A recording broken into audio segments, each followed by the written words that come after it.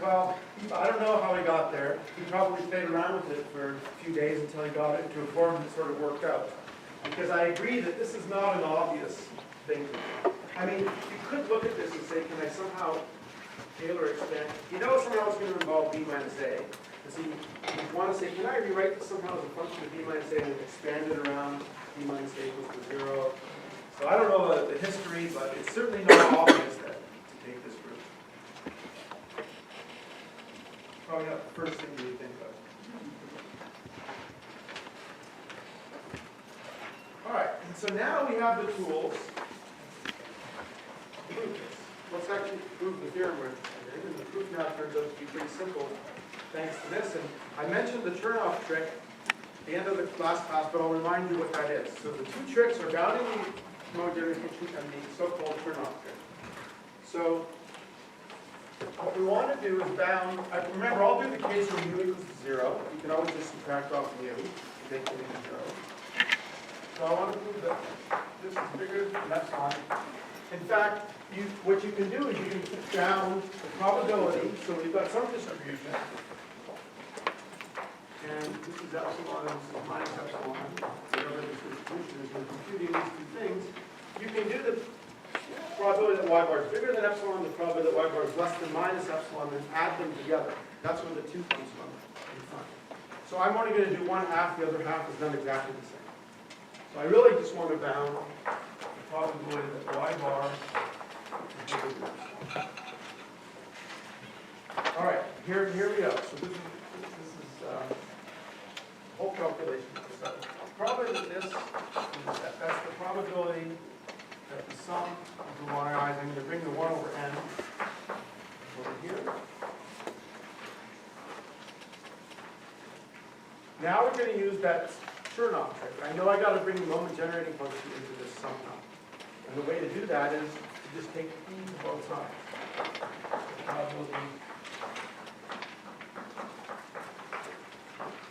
And the other part of Chernoff's trick is this is true if I raise both sides to the power t for any positive t.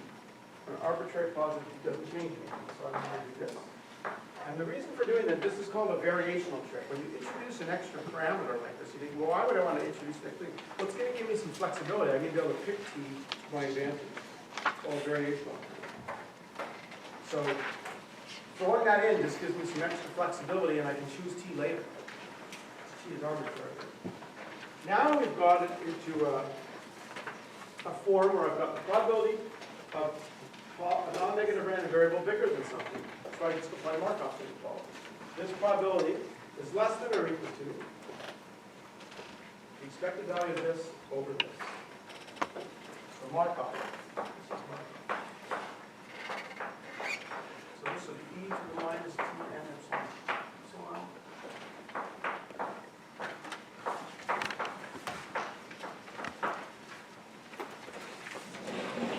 So again, that step is called the Chernoff trick. Now, this is e to a sum, or if you want, you can write this as a product of these, e to the t y1 times e to the t y2, e to the t y3. What is the expected value of a product? Is it the product of the expected values? Yes, because we're assuming independence. This is where the independence comes in. So this is equal to e to the minus t n epsilon, e to the yi, pick any one of them. They're all I or d anyway, raised to the power. The product of the expected value and the expected value of the product are the same thing because of the independence.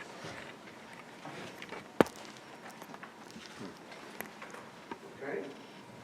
Now, this guy, luckily we know how to bound that. That's what we just did. That's why we did that. So I'm going to put in that bound. This is less than e, and this we saw was e to the t, e minus a squared over 2, and then there's an n.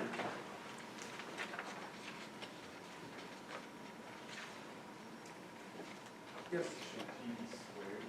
Yes, it should. Oh, wait a second. No, not here. No, yeah. Oh, here, yes. Thanks. So, okay. this probably should be an 8, yes. See, I'm glad you guys are on your toes. I do make a lot of typos at the board here.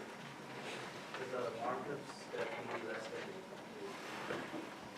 time. Yes, see? All right, I'm doing these on purpose to make sure you're paying attention. Now, the advantage of putting that extra t in there is this is true for any t, so I can take t to try to make this as small as possible. How? Just take the derivative of this with respect to t and set it equal to 0. Minimize it over t. Just use the calculus. Okay. I'll tell you what the answer is. If you choose t to be 4, this is the t which makes the right-hand side the smallest. You can verify that again by just taking the derivative with respect to t. And if I insert that t in here,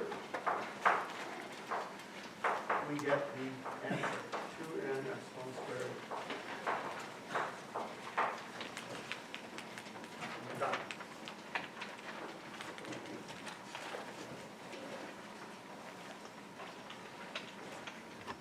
Very slick proof.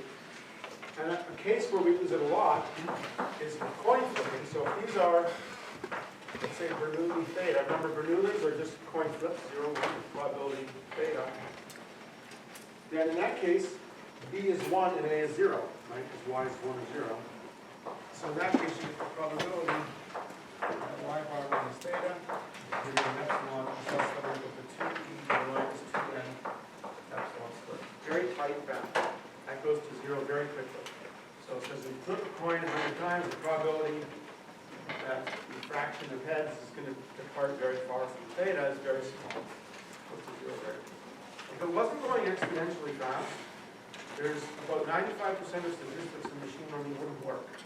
We really rely on the fact that this goes to 0 quickly for a lot of the stuff we're going to do. Okay, now Swifting's inequality, we're going to make use of it in many different places. Any questions? Could you explain again why you can assume the equation? Oh, you can repeat the whole thing with the expectation not being 0. So let's suppose you have xi, which is mean mu. Just define yi to be xi minus mu. That has mean 0. Prove the whole theorem in terms of yi, and substitute back in the definition of this, and you're going to end up with the probability that y bar minus mu is bigger than epsilon. So you can just track it the whole proof through, and you'll get the same proof. It's just that instead of bounding the probability that y bar is bigger than epsilon, it'll be the probability that y bar minus mu is bigger than epsilon. And everything will work out.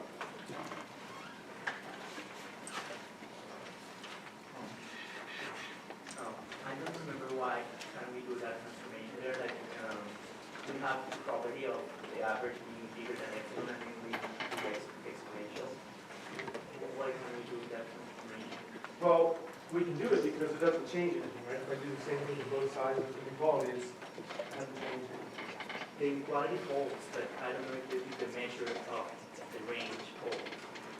That doesn't matter. I didn't use that fact anywhere. The only place I used the boundedness was to bound this non-invariant function. But the fact that this is true, it's only this is just because I applied a monotone function, the same function to both sides. And it's monotone.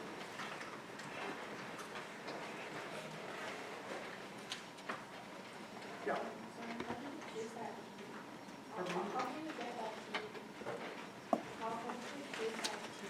Oh, this particular t?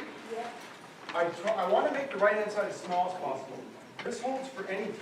So I'm going to try to pick the one that makes it as small as possible. If you take the derivative of this with respect to, so if I plot this as a function of t, it's going to look like this. And if you take the derivative with respect to t, instead of equal to 0, you'll get the minimizer.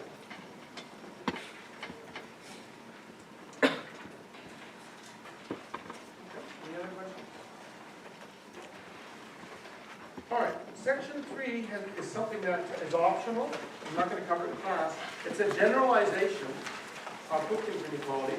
It's something that's sometimes called the bounded difference inequality or McDermott's inequality.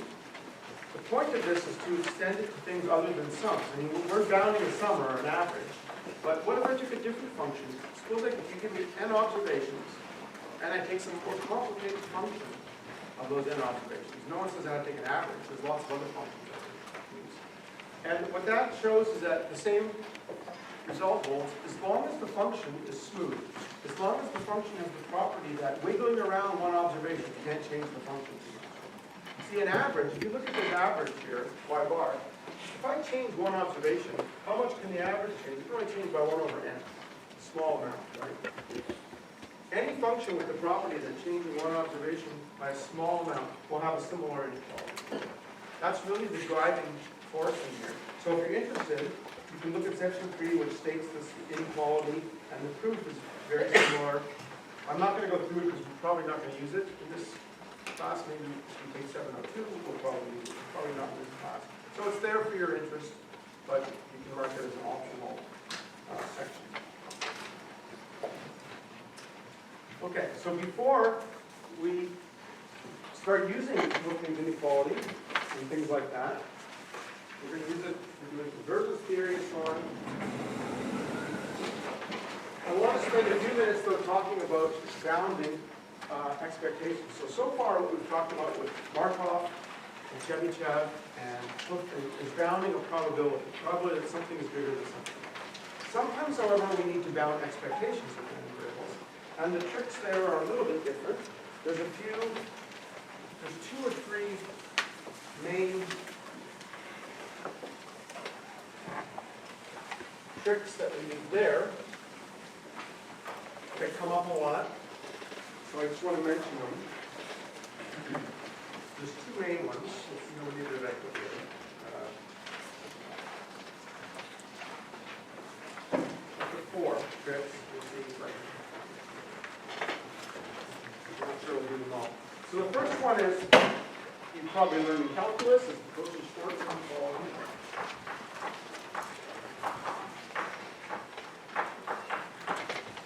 It says the following. If I want, suppose I want to look at the expected value of the absolute value of R.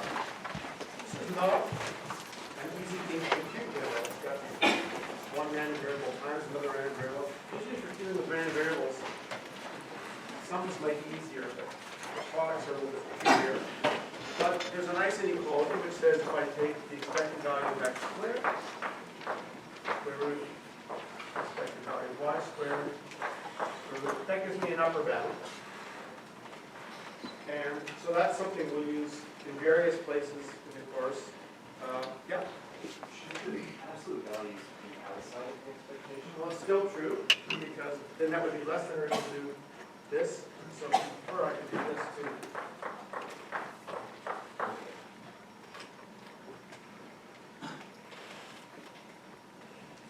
So we're not going to make immediate use of this, but just keep it in the back of your mind that there exists such an inequality. If we need it, I'll let you know. The other one that we're going to make use of here and there is Jensen's inequality.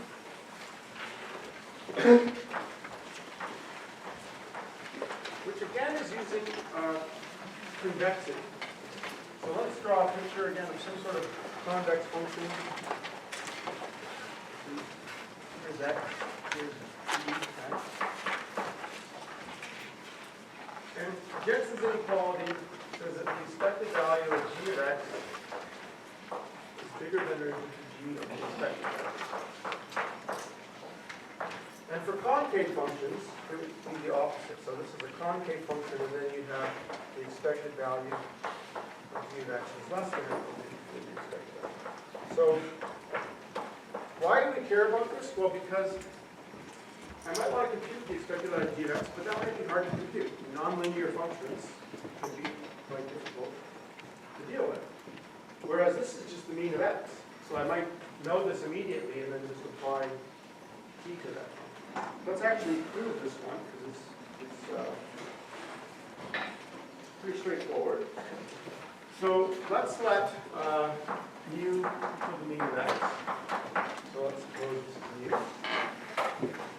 Now there's various ways of defining a convex function. So I wrote down one definition, but another definition is that a convex function, you can this is a definition or a property, that at any point there's always a line tangent that lies below it. I'm not drawing it too well, but this is supposed to be a line. Now let's call L of x equals a plus bx, which is tangent to the curve there and lies below it, because it's a bowl-shaped function. So the rest of the function will lie above it, and at that point, it's going to be tangent. There always exists on the line. And so now, let's compute the expected value of g at a randomly chosen x. So now imagine choosing an x at random and evaluating g. But wherever we are, you choose a random x and you evaluate g, it's always above the line. So this is bigger than or equal to the expected value of that linear function, which is the expected value, I think I called it a plus bx, which is a plus b times the expected value of x. So I'm using the linearity of the expected value. But what is a plus b mu? If I take the line, it's a plus bx, but if I evaluate it at this point, it's a plus b mu. This is the line evaluated. In other words,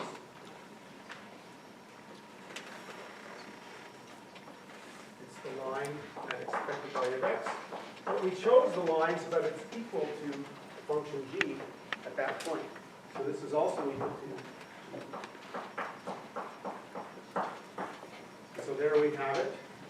Expected value of g greater than g of the expected value. And again, for a concave function, which means that minus g would be convex, it would just be the opposite. So I want to show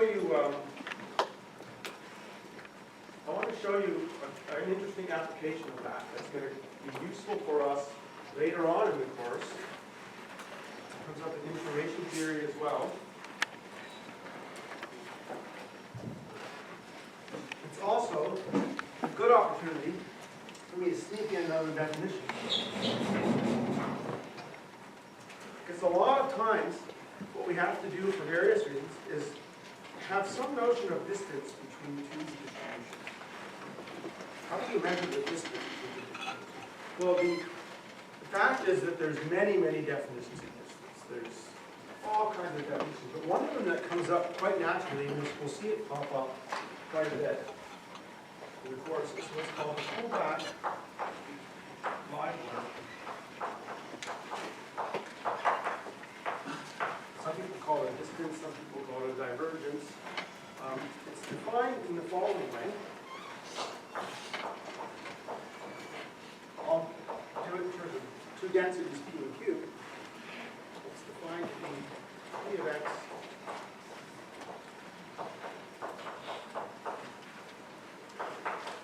Now you might wonder, why would you ever define a distance this way? Well, it's going to turn out, it just comes up naturally. So again, in information theory, it comes up naturally. In statistics, it's very much related to the maximum likelihood estimator. So it's something that's just going to arise very naturally. It's not that someone just said, I think I'll invent this. It's that it was a very natural quantity.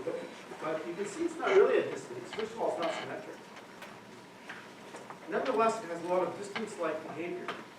And one thing you might notice is, what happens if I take d of p and p with itself?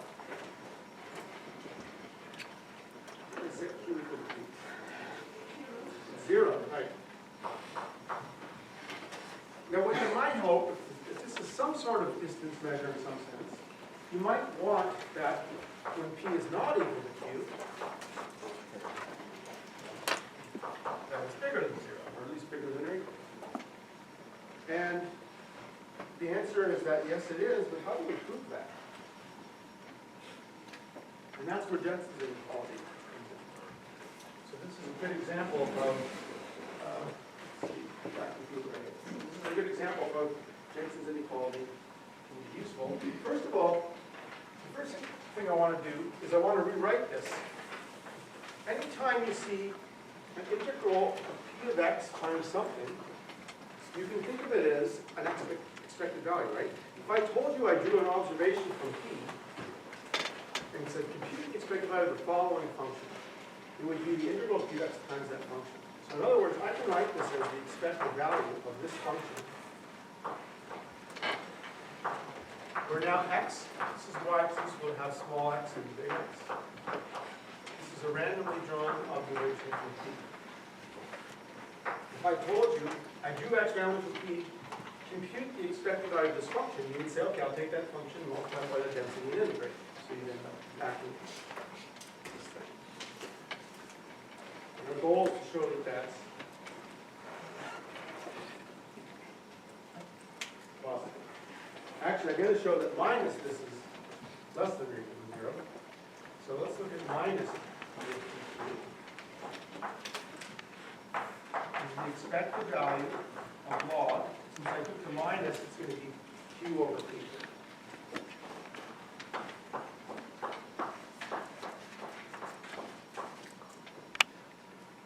And now, we use the fact that log is a concave function. So the expected value of the log is less than or equal to the log of the expected.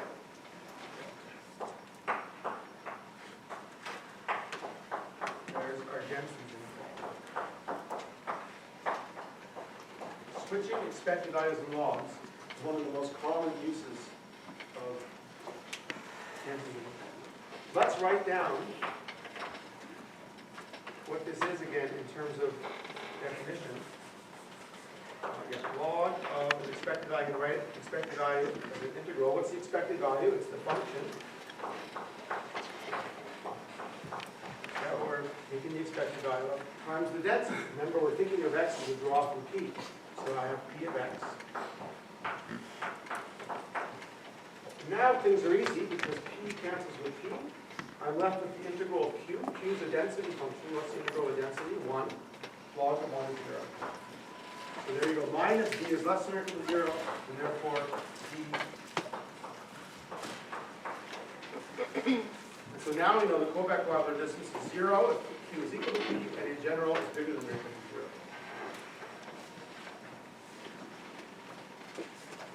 So that's just, that served two purposes, to illustrate density inequality, but this Kovac-Wabler again, we're not going to need it for a while, but I thought I could sort of throw it in there, and it'll come up later on in the course. Let's see.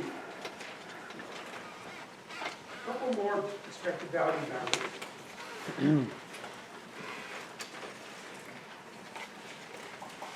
At the top of page 7, there's a bound that we're not going to use for a while, so I think I'm going to skip theorem 15.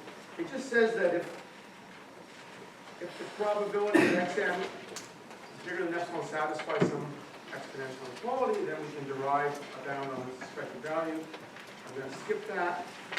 I don't know why I put it there. We don't need that. But another thing that we do need, it's going to be very useful for us, is the bottom of page 7, theorem 16, which is how do you bound the expected value of the maximum of a bunch of random variables?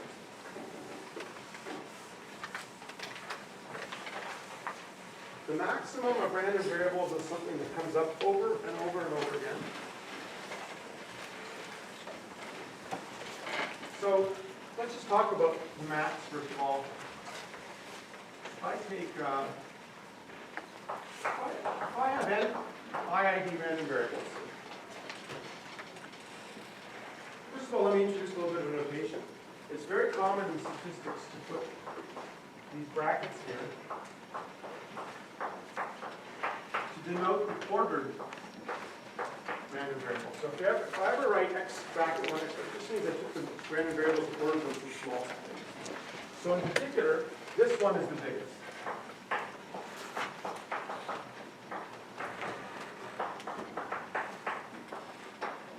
How would I compute the distribution of the maximum?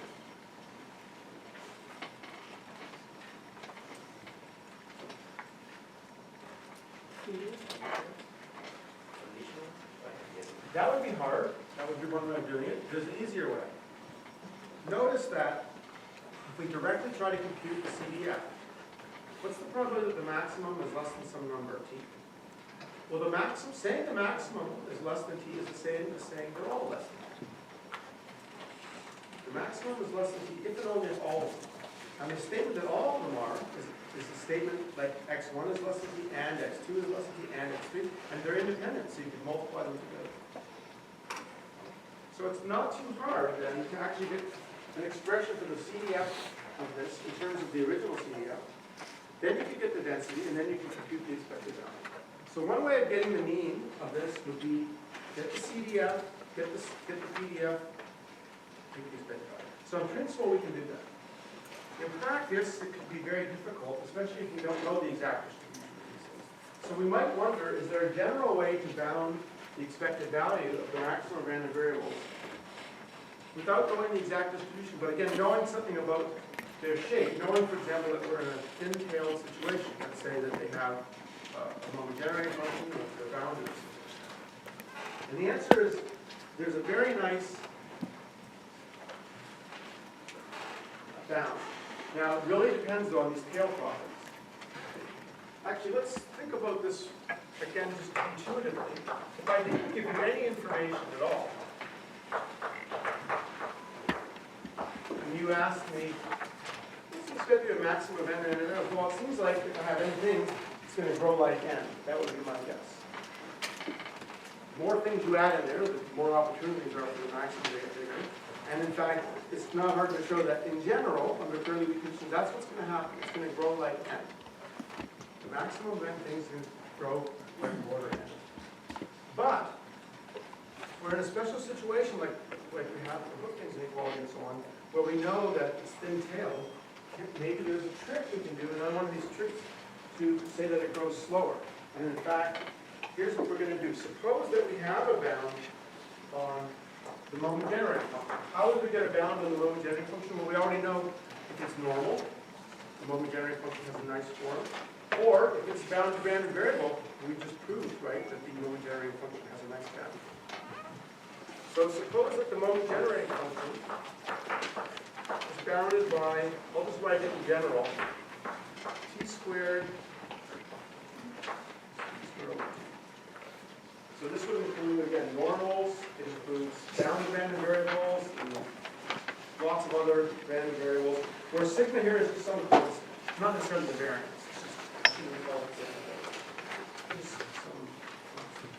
So this is the kind of thing that happens when we have thin-tailed distribution.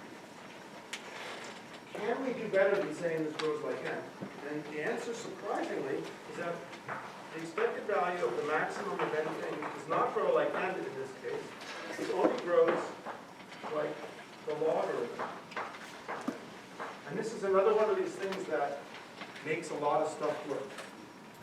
It's this slow growth. And to prove this, it's again a matter of just doing a few slick tricks. And so here's what we do. The expected value of the max. That's what we want to do. But I'm going to multiply that by a positive number t, for arbitrary positive number t. That seemed to work before, why not do try? And also, instead of bounding this thing, I'm going to bound e to this thing. Because throwing in e seemed to help before. Let's try it here too. But by Jensen's inequality, e to the expected value is less than or equal to the expected value of e to the t.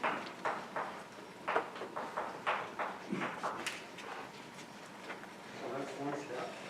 And then, now that if I take e to a finite number of things, e to the maximum, just think of e to the maximum of x1, x2 is the same as taking the maximum of well, this is exactly the same, saying the expected value of the maximum of each of these. You can convince yourself that that's true. Now, the maximum of a bunch of numbers is less than or equal to, these are non-negative numbers, take the maximum, is less than or equal to the sum, right? I mean, the maximum is one of them, and if I sum them up, it includes the maximum plus a bunch of others. So this is less than or equal to the sum.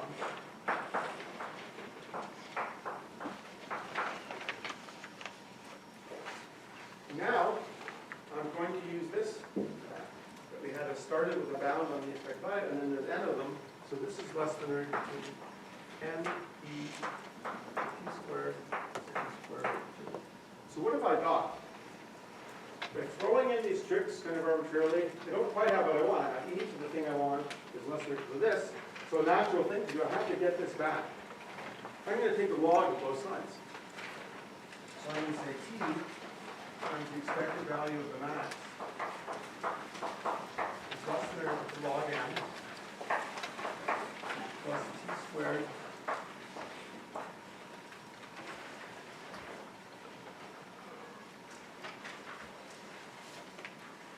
and remember t was just an arbitrary positive constant, so I'm going to divide both sides by t. Once again, we have this kind of variational situation where now I get to pick t to minimize this. So if I pick t, what does it turn out to be? If I pick t to be 2 log n over sigma, and plug that in here, I get back the plain again. Which is this.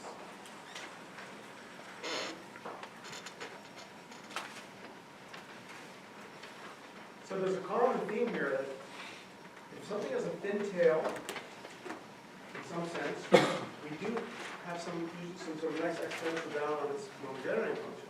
We use that in Hoeffding's inequality to say that the probability that x bar minus epsilon bigger than x bar minus b is bigger than epsilon is very small. And it also allows us to say that the maximum of a bunch of things is very small. It's a common theme. What's the information that if such a system exists, that the distribution? Well, so when I said, why am I calling this a thin-tailed distribution? Because it's only thin-tailed distributions that will ever have a value like this. When you see a moment generating function like e to the t squared, you can just, that's called actually a sub-Gaussian random variable. It means it has thin tails. It's basically the definition in some sense.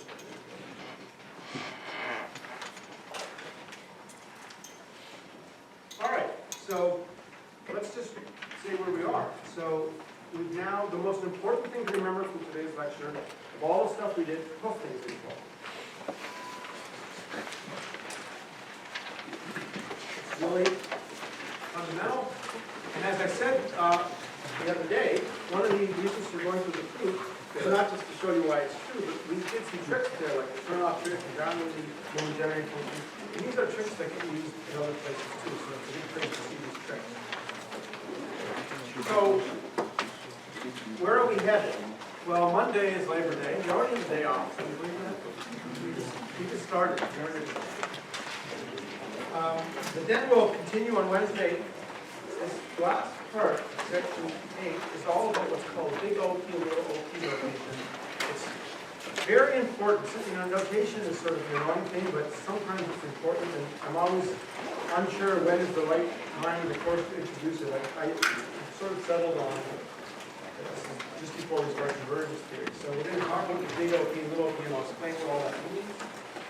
Friday, as you know, there'll be a test, but again, it's just to make sure you feel comfortable with all of the background material. You shouldn't really need to study for it. I shouldn't be telling you not to study, but it's review material. No new material. It's all the old stuff, very similar to homework 1. It'll just be 3 or 4 questions.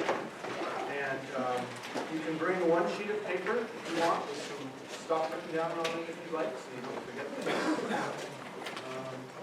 And get that out of the way. And that'll be the plan for this week. Any questions? Yes? That's covering all the lectures so far. The test you should think of as covering basically chapters 1 to 3. Before, I don't think I'll put on it because it's stuff. I'm not sure. Well, I wasn't sure whether that was considered a review or not, so I decided I would put it on. Is it a single-sided sheet? Oh, you can use two sides if you want. But no iPhones or iPads or anything like that. It's gotta be real paper, yes. Well, I told the TAs that we need to get back to the first task and the first one as quickly as possible, so they don't want to run it. All right. But the thing, because it's as hard as the homework was. So it means that you only have 50 minutes